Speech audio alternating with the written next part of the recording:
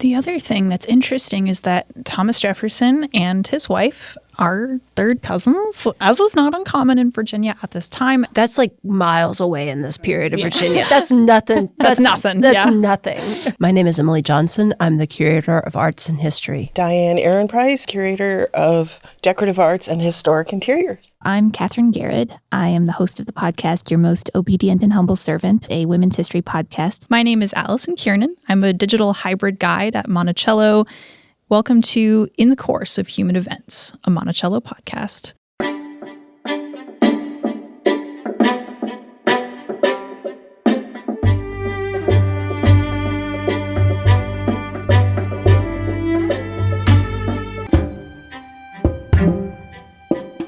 Today, we're going to talk about Thomas Jefferson's wife, Martha Wayles Skelton Jefferson. Martha Jefferson is a bit of a mysterious figure. Very few documents in her handwriting survive. Many of our descriptions of her come from second or third-hand sources. And if a portrait of her was ever painted, it hasn't come to light. In his old age, Thomas Jefferson remembered his marriage to Martha Jefferson as, quote, 10 years of uncheckered happiness. But looking at the details of her life, it's a little more complicated than that. Let's start with the quick overview. Martha Wayles was born in Virginia in October of 1748. She was married to Thomas Jefferson in 1772 when she was 23 and he was 28. They had 6 children together, but 4 of those children died at very young ages. After 10 years of marriage, Martha, too, would pass away at the age of 33. And that's where we're actually going to start, her deathbed. I used to be a tour guide at Monticello, and one of the ways to get an emotional response out of your tour group is to bring up Thomas Jefferson's relationship with his wife, Martha Wayles Skelton Jefferson, and how he responded to her death, because it is one of the moments where Thomas Jefferson is very raw and vulnerable. One of the longest descriptions we have of the death comes from Martha Jefferson Randolph, her daughter. And when she described her father, she said, "As a nurse, no female ever had more tenderness or anxiety. He nursed my poor mother in turn with Aunt Carr and her own sister, sitting up with her and administering her medicines and drank to the last." They said he was never out of her calling. Shortly before Martha Jefferson passed away, she and Thomas Jefferson must have been sitting near each other, and they copied lines from a book called Tristram Shandy, or The Life and Opinion of Tristram Shandy by Lawrence Sterne. And this one fragment of paper survives. It actually begins with Martha Jefferson. She chooses to pull from this book, quote, "Time wastes too fast. Every letter I trace tells me with what rapidity life follows my pen. They are flying over us like clouds of a windy day, never to return. More everything presses on." And then Thomas Jefferson picks up his own pen and completes the verse, and he says, "And every time I kiss thy hand to bid thee adieu, they are preludes to that eternal separation that we are shortly to make. May God have mercy on us both." This piece of paper, according to their great-granddaughter, was discovered after Thomas Jefferson's death. She said, quote, "in the most secret compartment of a desk," and it had been folded and unfolded so many times.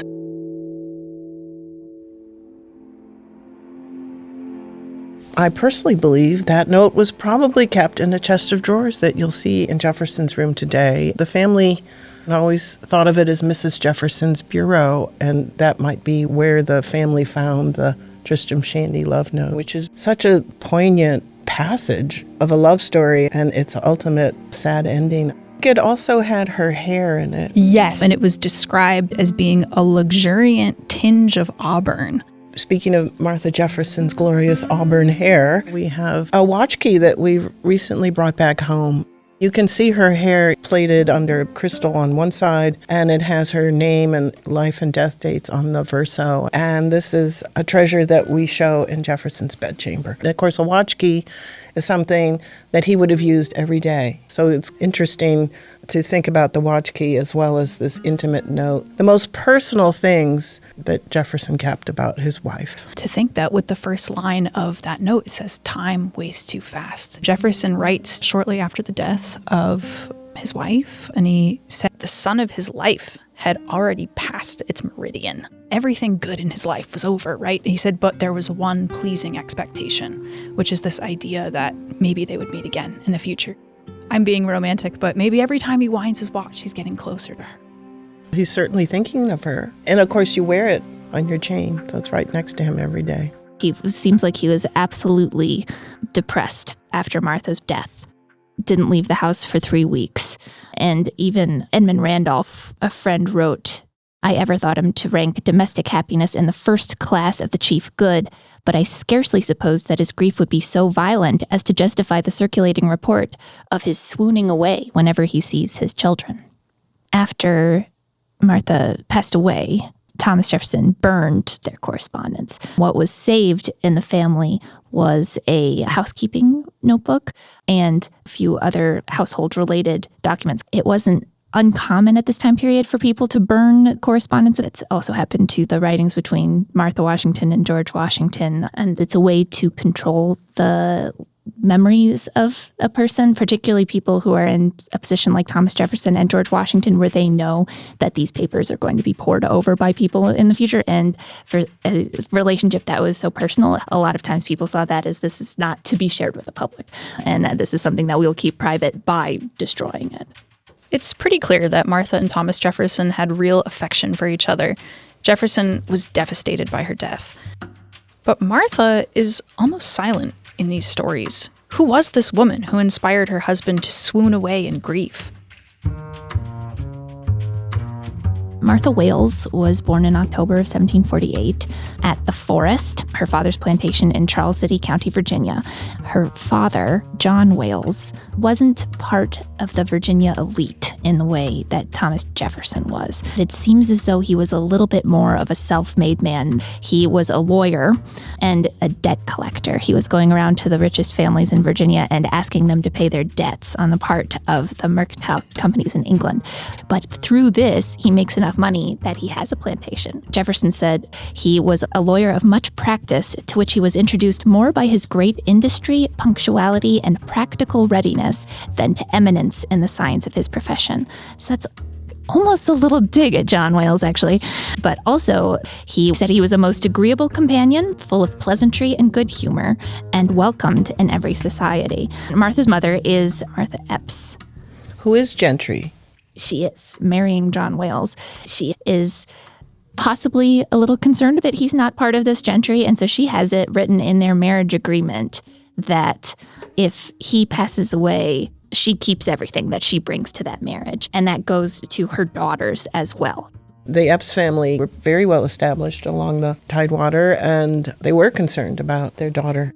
It was the men in the Epps family who said, all right, but this is the way this is going to go down. We're going to protect you. And she didn't live very long. Yes, Martha's mother passes away tragically very shortly after Martha's born. And then her father ends up marrying 3 times. So Martha in her youth has multiple stepmothers and half-siblings, but she is still promised as the oldest daughter this property and inheritance that she's going to get no matter what. After the death of his 3rd wife, John Wayles didn't remarry, but he did continue to have children. He had 6 children with a woman he enslaved, Elizabeth Hemings. It was one of those things that everybody would probably know about, but not talk about, and certainly not leave written accounts of. So it seems as though Martha would know that these were her half-siblings, and Elizabeth Hemings was a caretaker for her probably longer than any of her stepmothers. But what was that relationship like? We just simply don't know. Martha's first marriage is to Bathurst Skelton, who was the youngest brother of her stepmother's first husband, Reuben Skelton. And so he's technically her step-uncle. So it's one of those Virginia family ties. How old was she when they married? 17, 18? Even for this period, she's pretty young. Yeah. So they marry and they settle. They get their own plantation, Elk Hill, plantation in Goochland County. They had a son named John, but less than 2 years after their wedding, Bathurst Skelton died suddenly. We're not sure exactly how, but it seems like it may have been in an accident. So Martha Wayles Skelton became a widow just before her 20th birthday. One of the interesting things, if you read the will of Bathurst Skelton, there's an addendum, and it says, his wife, Martha, has the full use of his horses and phaeton. This is highly unusual for a young woman to have almost like her own car at 18 years old. So she's able to drive herself wherever she would like. She could go into Williamsburg. She could go to the shops. Skelton was very young when he died. Is it curious for somebody to have a will that young? When I read that will, I got the sense that he knew he was dying. Yes. Something happened. He That's was right. going. You're about to meet your maker, you should make a will. Yeah. Mhm. And Martha said, don't forget the faith. That's what it sounds like to me. We know that Jefferson took on John Wayles as a legal client in 1768 before Bathurst died. So some people have suggested that maybe he met Martha while she was still married to Bathurst. The first time that he actually brings up a documented visit to the forest is on October 6th, 1770. And it seems that he stopped there because he needed the work of a blacksmith. Maybe his horses cast a shoe. I like to think that maybe while he's waiting, he would have been invited inside and maybe he would have encountered the daughters of John Wayles. We don't know. The courtship, she was a musical person and Jefferson was a musical person. And one of the famous stories has it that her two other suitors showed up at the same time to try to pay a visit to the widow Skelton. And they walked in, heard her playing music with Thomas Jefferson, just looked at each other, put their hats back on, and went back outside. We do have letters where Jefferson is writing about buying a clavichord. He says he wants the workmanship of the whole to be very handsome and worthy of the acceptance of a lady for whom I intend it. And so he's purchasing her gifts, and he's also clearly referencing the fact that they both appreciate music.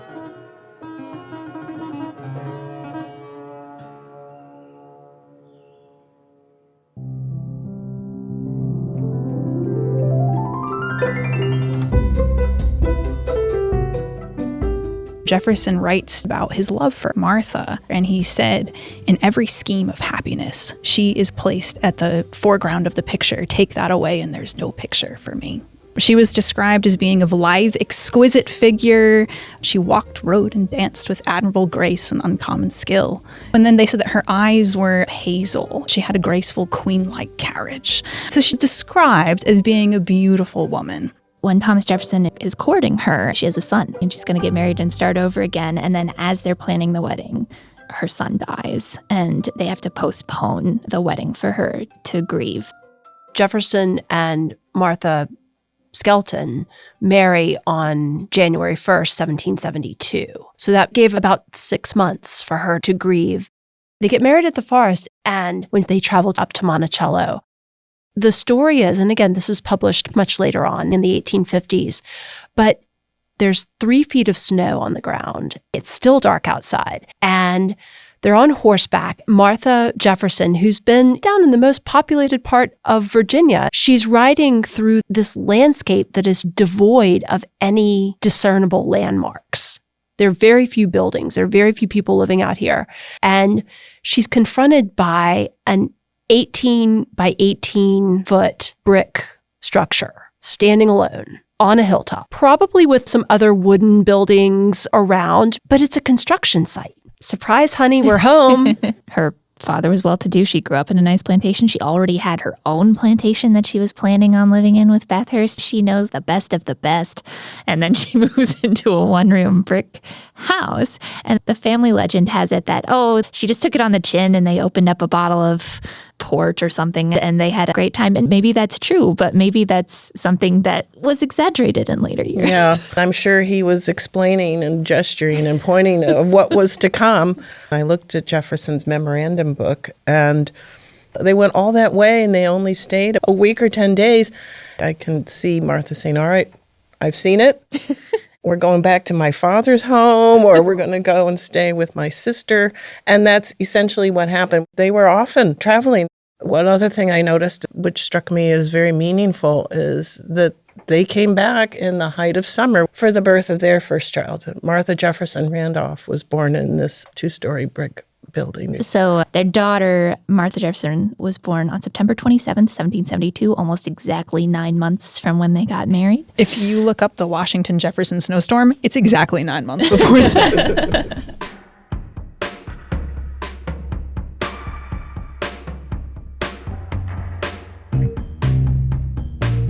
All joking aside, think about Martha Jefferson, now almost 24 years old, giving birth in a one-room house on a mountaintop in the middle of nowhere.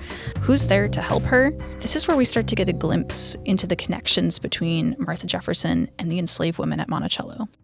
Someone who's really important is Ursula Granger, who's a pastry cook and somebody that Martha knew from her life in the Tidewater. Martha asks Thomas Jefferson to purchase Ursula. And then I can only imagine that Ursula Granger says, you also need to buy my husband and my son, because Jefferson does. And in so doing, Ursula Granger affects the reuniting of her family under this new owner, even though it entails a move away from their existing family structures and their kinship networks. But it's Ursula Granger who's called upon as a wet nurse, because Martha Jefferson, it seems like maybe her pregnancies were difficult. She was having trouble with milk. And so Ursula Granger, who also had a child at that time, was called upon to help feed Martha Jefferson, who would become Martha Jefferson Randolph. I pulled up the quote because that also struck me, that she really wants Jefferson to purchase Ursula Granger. And Jefferson says, Mrs. Jefferson was very desirous to get a favorite housewoman of the name of Ursula. I attended the sale, therefore, and purchased her and 2 young boys, her sons. Meriwether Skelton, who attended the sale and purchased largely, run me up to £210, an exorbitant price, as the woman was old and the boys infants. I like pulling these direct quotes when we talk about the way Thomas Jefferson talks about slaves, because it is so fiscal and dehumanizing. But I think it does say a lot that she was like, no, we need Ursula at the house, and you will pay £210 to get Ursula here. There's a lot of men at Monticello at this point because it's under construction. It's full of workmen, both hired and enslaved. But it's also a woman's world of people like Ursula Granger. So Martha Jefferson is coming into this landscape of enslaved women, and her daughter is being born also into this landscape of enslaved women. And these connections will last throughout all of these women's lifetimes. 1 year later, in 1773, Martha's father, John Wayles, passed away, and the Jeffersons inherited 11,000 acres of land and 135 enslaved men, women, and children. This is roughly when members of the Hemings family began to come to Monticello en masse, including Elizabeth Hemings and some of her children. Martha Jefferson's father, John Wayles, had fathered 6 of these children: Robert, James, Thenia, Crida, Peter, and Sally Hemings. These were Martha Jefferson's half-siblings. In 1774, Martha Jefferson gave birth to a daughter named Jane, who would die at the age of 1. In 1777, 3 years after that, she had an unnamed son who lived only 2 weeks. In 1778, she gave birth to Mary, who the family called Polly and later Mariah, who would go on to live into adulthood. Meanwhile, during these same years, Thomas Jefferson attended the Continental Congress, drafted the Declaration of Independence, and was elected to the Virginia House of Delegates. He was often away from Monticello, leaving Martha Jefferson to manage the plantation and care for their family. The other important document that you can mine over and over again is this account book of Martha's. She has lists of all of Thomas Jefferson's wardrobe in one given year. We have his clothes, we have her clothes, we have their daughter's clothes. Right. How many sheets they had. How many geese they ate. How many gallons of beer she brewed 8 months pregnant. One of my favorite sources about Martha Wayles Skelton Jefferson is the life of Isaac Jefferson of Petersburg, Virginia. It's Ursula's son, Isaac, talking about Martha, saying that she would come out with a cookery book in her hand and read out of it to Isaac's mother how to make cakes, tarts, and so on.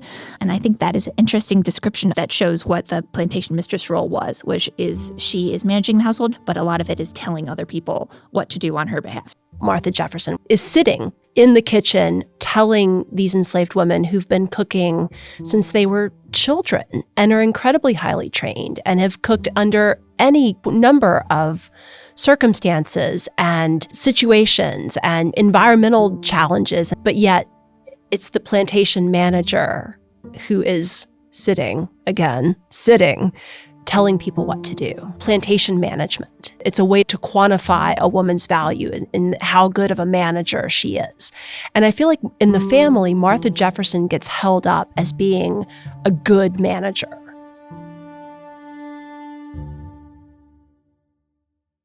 There's so few descriptions of people's personalities and women of this time period. You only get the vaguest descriptions. So it is exciting that we do have a quote about her from Ellen, who is Jefferson's granddaughter, but she must have gotten it from her mother. But she says, "My grandmother Jefferson had a vivacity of temper, which might sometimes border on tartness, but which, in her intercourse with her husband, was completely subdued by her exceeding affection for him. She did say, this little asperity, however, sometimes showed itself to her children, and of course more to my mother, her oldest child, than to the others who were much younger." So it seems like there is a little bit of friction between Martha Jefferson Randolph and her mother, Martha Wayles Skelton Jefferson. But even Ellen immediately backpedals after writing this and says, but of course she was wonderful and perfect and an angel. Makes me reflect on the times when my husband has gone away for a long time. Jefferson, as the political scene heats up and he's off in Philadelphia for weeks at a time, Martha Jefferson has a lot of responsibility and a lot of worries. And that's often when mothers feel stressed and are not their perfect selves. And I could imagine what that might have been like in that scenario where you're not so patient or you need your children to do what you ask them to do. I believe there's a letter from 1776 when Jefferson is up in Philadelphia and they want him to stay on longer. But Martha Jefferson is not very well at the time, and he decides to return to Virginia rather than staying in Philadelphia. I've got a quote from a letter on July 29th. So the famous July of 1776, later in that month, he writes to Richard Henry Lee, "For God's sake, for your country's sake, and for my sake, come. I receive by every post such accounts of the state of Mrs. Jefferson's health that it will be impossible for me to disappoint her expectation of seeing me at the time I have promised." He's like, I've got to get back immediately. And he uses such dramatic language. It does seem as though there's a period of that time where they're married at Monticello as things are being built, where she is just pregnant and losing pregnancies and losing children for years, which if you just see it all lined up, it does look absolutely brutal. We believe that Thomas and Martha Jefferson could have moved into the house probably around 1775. So this is almost 3 years in the quote-unquote honeymoon cottage, the 18 by 18 foot space. And then when they move into Monticello 1, the original 8-room structure, it's unfinished. As late as the 1790s, there's a description of the walls being unplastered. So basically a construction site that she never saw finished in any real way, shape, or form. It adds to the sense of this life, the adventurous parts of it, but also the really challenging parts and the things that might raise your blood pressure and cause you to be a little snippy at times as you're going around probably a drafty, unfinished place. Uncheckered happiness. Uncheckered happiness. Yeah. We don't, yeah.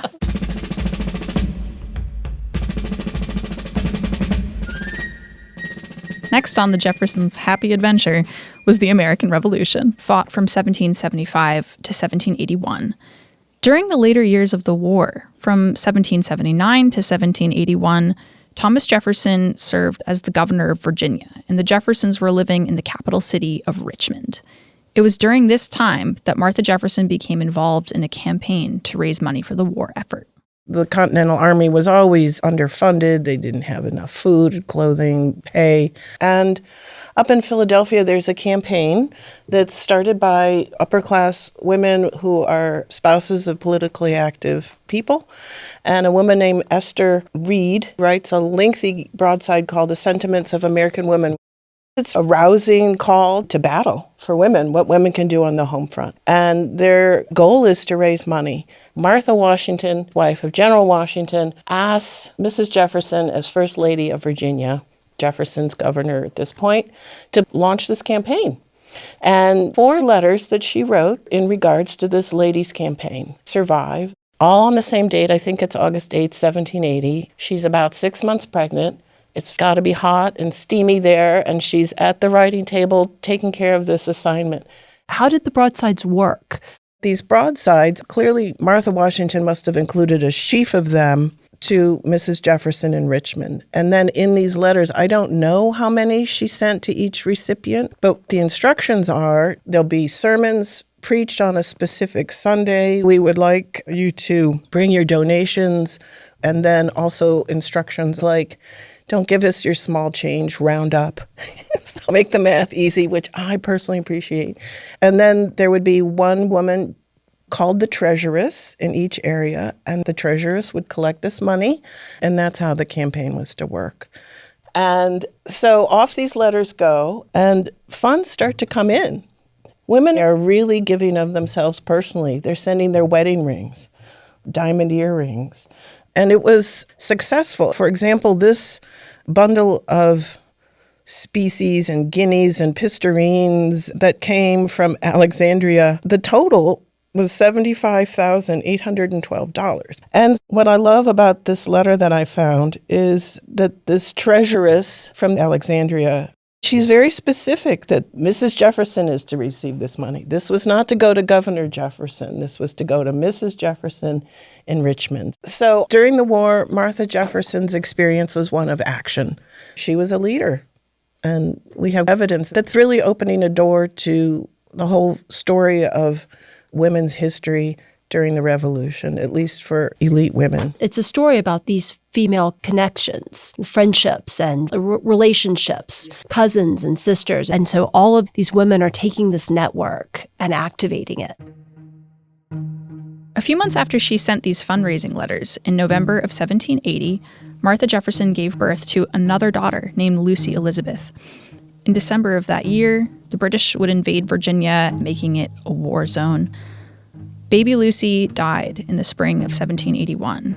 Then in June, Martha would face what would have likely been one of the most frightening moments of her life, with her two young daughters, Martha, age 9, and Mary, age 3. The war really starts to heat up in Virginia. Richmond has become a dangerous place, and the government decides to leave Richmond. While armies are moving around this landscape, Jefferson and Mrs. Jefferson and their children, and probably a small group of enslaved people, come back to Monticello. This is the spring of 1781. And then there's the famous story of Jack Jewett, who hears that the British are planning a raid to capture Jefferson, the sitting governor of Virginia. Jewett then rides over towards Monticello to warn Jefferson. Jefferson gets word, and with the help of many people in the enslaved community, probably members of the Hemmings family, probably members of the Granger family, they pack Martha Jefferson and the children into a wagon, and they flee Monticello. Jefferson rides off, and according to some of the stories, about 10 minutes later, British armies under Colonel Tarleton arrive at Monticello, and they're looking for Jefferson, but they're also looking for silver. And the story is that the British meet Martin Hemmings, and Martin Hemmings is described as having a very powerful personality, somewhat intimidating. And the British soldier asks Martin Hemmings where the silver is, and Martin Hemmings basically says, "You're not going to find it." And the British soldier, according to the story, takes out a gun and points it at Martin Hemmings and says, "Tell me where it is." And Martin Hemmings says, "Do your worst." The British do not find the family silver, which members of the enslaved community had collected and, according to the stories, had hid under a porch. But of course, what's also happening is that Martha Jefferson is in a carriage with very young children, running from the British who are actively trying to imprison her husband. They're separated. She doesn't know when or if she'll see him again. She doesn't know when or if she will escape. The fear that must have been experienced in these hours and days while you are running away from an invading army. It's remarkable to think about, and it's really the one time where the war touches us here at Monticello. They traveled down to Poplar Forest, which was just remote enough to keep them safe. This is all happening in June of 1781. And so this group of British soldiers decide to stop chasing Thomas Jefferson and get down to some business in the rest of Virginia, which culminates in the battle at Yorktown in October of 1781. And of course, that's the final major battle of the war. The Jeffersons were back at Monticello in May of 1782 when Martha Jefferson gave birth to a daughter that would again be named Lucy Elizabeth. This child would live only until the age of 2 before dying from the whooping cough. Martha Jefferson herself, however, was struggling, it appears, to recover from the birth of this child. She died on September 6th, 1782. Now let's return to the deathbed scene where we started. The other fascinating reference to Martha Jefferson's death is actually from Edmund Bacon. Edmund Bacon was an overseer at Monticello from about 1806 until 1822. He has his recollections of Monticello published in about 1862. He's getting his information from his wife, who's getting her information from members of the enslaved community. He describes that Betty Brown, Sally Hemings, Critta Hemings, Elizabeth Hemings, Nance Hemings, and Ursula Granger, all enslaved women, were present with Martha Jefferson at her deathbed, and that they told his wife about their experiences. He says that she's giving Jefferson lots of instructions, which from what we know about her personality, that kind of tracks. But he says when she came to the children, she wept and could not speak for some time. Finally, she told him she could not die happy if she thought her children were ever to have a stepmother brought in over them. Now, from what we can tell, she had pretty good experiences with stepmothers. But again, thinking about property, especially because she had girls. Gendered property ownership is something to be deeply thought about in the 18th century. If Thomas Jefferson had remarried and had a son who survived, then his daughters, who become Martha Jefferson Randolph and Maria Jefferson Epps, would have had very little claim to Jefferson's property. They would have had whatever was designated for them as perhaps a dowry or a marriage portion, but they would not have had assets in their own name. And she felt like she had to protect her daughter's interests going into the future in the way that her interests had been protected. And then the other women who are in this room are, in a lot of cases, members of the Hemings family, enslaved women. And so to get a promise from Jefferson that he will never have a stepmother for the children, that has serious implications for their lives as well, which I think would come immediately to mind to Elizabeth Hemings, because after Martha stops having stepmothers is when Elizabeth Hemings starts having children with John Wayles. It seems as though by making him promise to never remarry, the first thing they would think is that he's going to start having children with enslaved women. That's going to be the first thing that comes to mind for them in that situation. Absolutely. This idea of things happening again and again over generations is another very powerful aspect of this story. Enslaved women had no legal right to their bodies. Sally Hemings bore children fathered by her owner, like her mother and countless other enslaved women. By law, children born to enslaved women would inherit their mother's status as being enslaved, regardless of who their father was or their complexion. You can read more about Sally Hemings, her family, and her remarkable life and legacy on our website.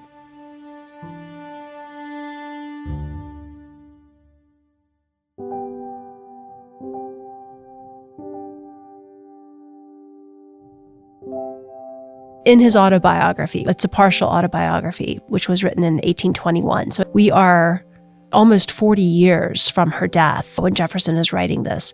He calls their marriage 10 years of uncheckered happiness. I'm never going to say it was a smooth 10 years. I'm never going to say it was an easy 10 years. But I do think that Jefferson was very happy with his choice of a wife. And I can only hope that Martha Jefferson, despite the challenges and the fears and the struggles that she withstood, also felt some of that joy.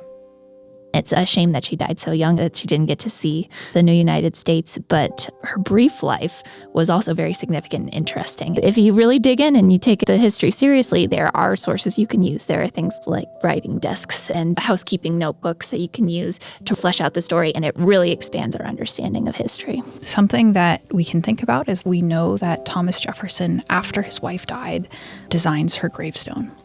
Years of grave hunters, curiosity seekers in the 19th century would chip off pieces of Jefferson's grave, but also the graves of his family members. In 1839, a visitor account published in the newspaper discusses the stone, and it was what they call a table stone, so it was a big flat stone, and he says it was right next to the obelisk. And then he says on the neighboring obelisk are the two daughters. And didn't he say that it was in really bad, it was in poor, At this really point, poor condition? Martha Jefferson's stone was still there, but it was broken. And I believe it was the 1920s when the current obelisk that we have today in the Jefferson graveyard was reinstalled.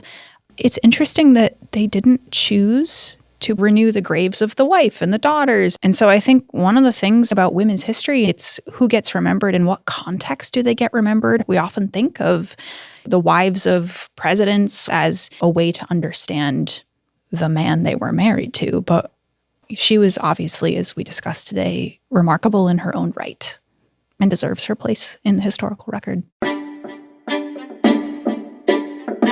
It's been a fabulous conversation. I want to thank everybody who gathered for this conversation, and we want to thank you for listening. It's always a pleasure to bring you along with us as we talk about our research and we talk about the fascinating people who lived at Monticello and who continue to touch us and shape us today. Thank you so much for having me. It's been so fun to talk to you. This has been great. It's been thrilling. As always, I have an epiphany when I speak with this group, and thank you so much for being included. I always enjoy it.